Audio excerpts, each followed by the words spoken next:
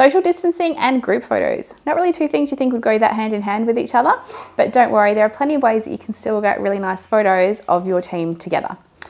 So one thing that we have done for years and years, which probably isn't that really work too good on your smartphone, is we can actually shoot team members individually with a studio set up, usually on a white background that we can deep etch, and they will actually create a group photo afterwards. So we'll make everyone pose in a certain way so that they can actually overlap each other, and it can look quite realistic when you see the finished piece put together.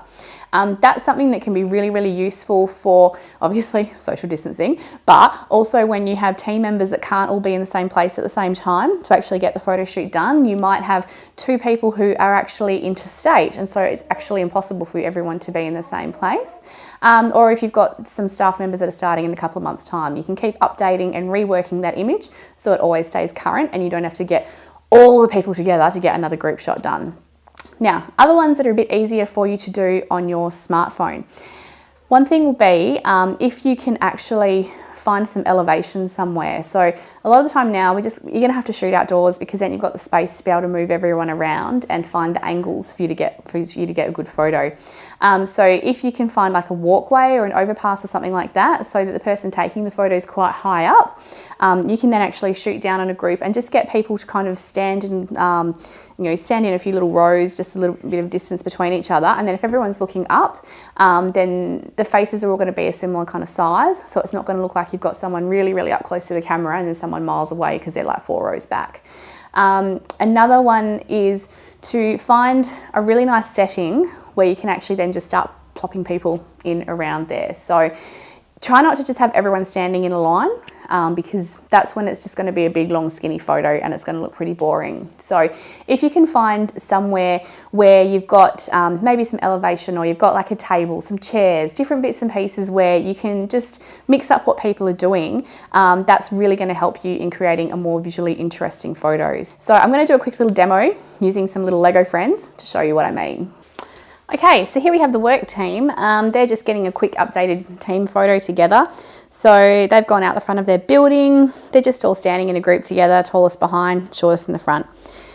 6 months ago, sure we could do this. Right now, no, we can't take a photo like this. So we need to spread everybody out to make it visually pleasing, but also have social distancing happening.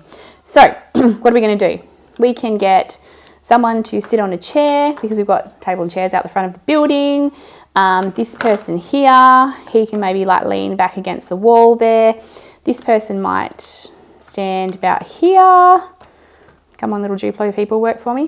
What have we got? Tall person, he can maybe lean against the slide. How cool is their workplace? It has a slide.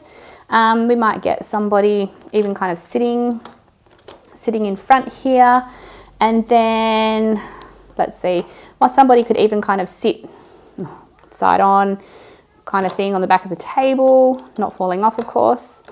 I might just move that chair forwards a little bit because they were a bit too close together. And then this person probably needs to move a little bit from the camera angle so we can see everyone's faces. And there we go. Everyone is socially spaced out, but you can see from the whole image, we've got different levels happening with their heads, so a little zigzaggy kind of pattern that's happening, and everyone's still got a bit of a clear space of the wall behind them.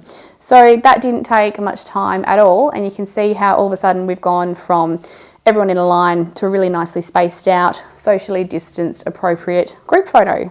So hopefully that was some useful tips that you can use in your own business. I know it's a lot harder to set up a photo this way than just getting everyone to quickly stand together in a line, but look, practice makes perfect. It comes naturally to me. I've been doing it for over 20 years. So if there is anything we can help you with, please let us know. And if there's any other specific tips that you're after, also send me a message.